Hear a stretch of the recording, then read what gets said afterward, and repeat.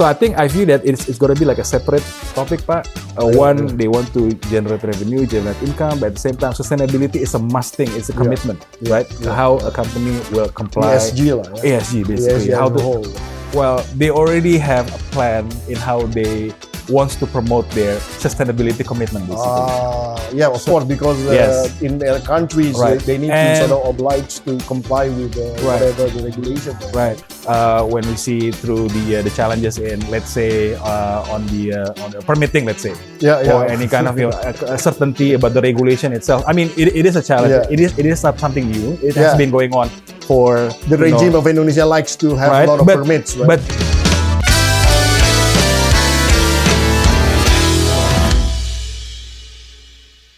Bismillahirrahmanirrahim. Assalamualaikum warahmatullahi wabarakatuh. Waalaikumsalam. High spirited. Yes. Oh, yes.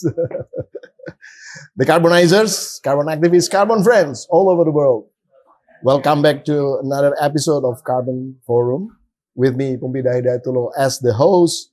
And today we're going to discuss related to the socialization of the issue on carbon. In fact, in Indonesia, a lot of people still puzzled with these issues, and I think we need to work hard to socialize it. That's why we invited this young gentleman. He's the Associate Director of Asia Group Advisors, and he's also the Secretary General of the Public Affairs and Government Relations. Welcome, Pak Adra Janitra Hendrawan. Wow. Thank you, Pak Poempi. We know each other for a long time, I know, right? It's been a long time. Yeah. You've been my mentor. 20 years, right? About 20 years. It's been a long time. Thank you. So, you were still a young adult at the time. Now you have like 3 kids and all. I have 3 kids already, but thank you, Pak Poempi. Well, you joined also SXI, right? In the association. And the reason why I invited you to SXI because you're exposed to a lot of relations with the governments, public affairs, and others. Yeah. And how do you see the issue on the carbon at the moment in terms of, knowledge base and also the way people speak about it? Yes. What do you think the situation right now? First of all, thank you, Pak Poempi, for having me. I thank you. Thank you for having me. It's been a great honor to be here. You've been, I consider yourself as my mentor, Pak. I remember back then when I just graduated from college, you get connected to you and you provide me some guidance, and here we are today. So, I consider myself as a public affairs and government relation professional, Pak. Yep. I've been working in different organizations, mostly in the multinational companies, from the oil and gas sector, from manufacturing industry, and industrial estate company, coming from different regions, very diverse, different culture as well, from US, from China, and now I'm Associate Director for Government Relation and Public Policy Consultant, called Asia Group Advisors. We're basically strong in Southeast Asia. I'm part of the Indonesian office here. So coming back to your question, Pak, it is true that, as a government relation and public affairs professional, our task is basically we are the what do you call it? The front run, basically the front face, representing certain organization when we are dealing with stakeholders, mainly government. So when we say public affairs, that involves government, media, community, of course. And I think, like recently, with all this sustainability related topic, carbon trading and those kind of things, we see that this is a relatively new topic. Actually, it's not new. Well, it's not new. It's been a while. Yeah, it's been a while. But for us as a professional, we are now being exposed to this new topic because, for instance, the companies that we are representing, they're now, moving up their standards into, more into sustainability. That's right. How this company needs to be committed to certain, sustainability effort. They're promoting their, environmental, social, and governance. They're developing their sustainability reports every year, how they are being able to, navigate all these challenges, but at the same time being compliant with everything that related to environmental and social. Yeah, exactly. So the gap here is, these professionals now needs to be like more have a deeper understanding about the topic. Exactly. The policy is changing, like the stakeholders being that dynamic, especially in Indonesia, we have, government setting up different target, also in relation to the global target. Actually, not different target, but moving target. Moving target, and also being pushed by the international world. How every countries need to reach certain NDC, for instance, right? Yeah. And we view that how we together achieve this NDC target is not only responsible from the government, but private sector involvement is really play a really critical role. This is a joint collaboration in how to tackle this issue basically. So it is a joint effort. So the challenge now is that for us as a public affairs and government relations professionals, how we'll be able to speak in the same language basically. Exactly. And at the same time, so we need to be able to deep dive and understand about the policy itself, about the framework and those kind of things. So the reason why I thank Pak Poempida for inviting me as well in your association, SXC. Not mine, but our association. Because I want to be involved in understanding more about how this carbon trading discussion moving forward basically. So this is part of socialization, and the hope is that this discussion will be able to share with the other professionals or maybe other people that really wants to know about about this. I would like to emphasize the need of your clients that you represent. Mostly they want to deal with a lot of issues related to sustainability, right? Right.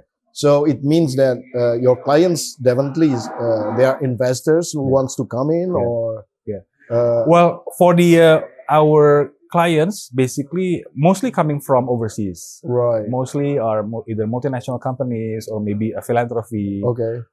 But they already have a plan in how they wants to promote their sustainability commitment basically. Of course, because in their countries they need to sort of oblige to comply with whatever the regulation there. Right. And I view that in other countries they're already more advanced basically in how they put their commitment. Well, they've been doing that, for long, basically, and maybe earlier than Indonesia. So that their intention is that when they come into Indonesia, they want to build their presence, but at the same time, they also want to position themselves as thought leaders and share those experience to Indonesia government, Pak. So they position themselves when they come into Indonesia, they want to have a lot of discussion with the government and actually really opening up to any kind of advice basically or sharing experience. So I call it sharing experience and how things that been done in other countries, US, Europe, so those will be the alignment that we can get. But and some of these companies also looking at for future potential growth basically in this sector. So they're starting up this engagement and relationship building right now, so that they anticipate that maybe in the future when things are ready, when the regulatory are settled, they already start early, right? So they'll be ready in being more involved in this kind of in this particular sector. Okay. This is related to the FDI, right? Foreign direct investment also, right? And I noticed that there are a lot of actually money coming into the Southeast Asia regions. But the one that enjoys so much is actually Singapore, not Indonesia. Perhaps because I'm not saying that Singapore is better than Indonesia, but I'm saying that perhaps in Singapore the system is trustworthy, more trustworthy than us. So, do you think the issue on sustainability becomes a very important role for these foreigners who wants to invest in Indonesia? With regards to foreign direct investment, Pak, I mean, if we look at, we need to look on the exact data, exact number, but we view that we capture that for Indonesia, the FDI is actually quite stable for the past 5 years, even though during the pandemic era, right? So but the amount is slightly less. Not slightly, actually a lot less than the one that goes to Singapore, right? Right. But then there are actually some challenges that foreign companies or foreign direct investment coming into Indonesia.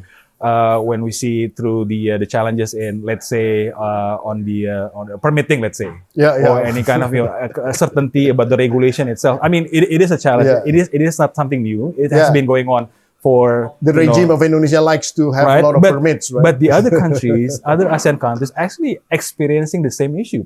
It's just like so this is where professional government relation and public affairs should be able to mediate those conversations, bridging that communication between foreign companies or somebody from international world into the Indonesian government or Indonesian stakeholders.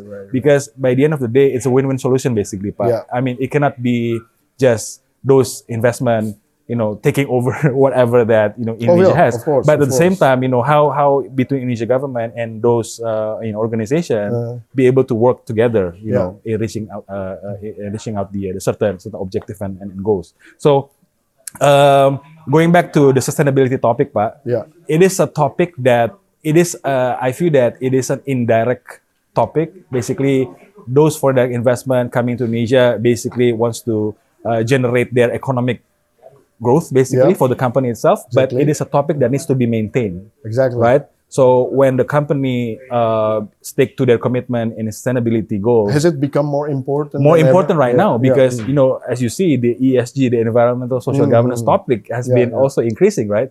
Partially it's because of this sustainability topic is becoming more more visible basically to Indonesia. And Indonesian companies at the same time, either maybe state-owned companies or maybe Indonesian companies also they're wondering, okay, what is this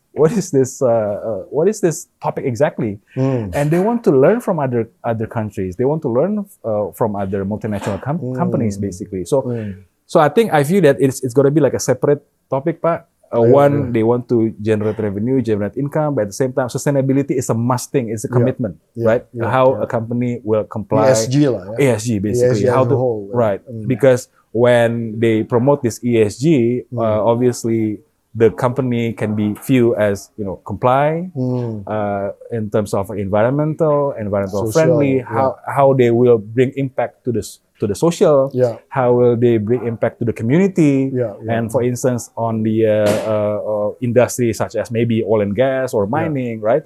How this investment, when they come to Indonesia, they will make a multiplier effect to the community surrounding their operation, and at the same time, being clear about the intention and those kind of things. So it is. I know it is a work in progress. So that's why I think it's important for us to continue sharing this, what is going to happen maybe in the future and how this sustainability topic and maybe future carbon trade to be socialized to everyone, basically, Pak. Wow, very interesting. You mentioned about philanthropy.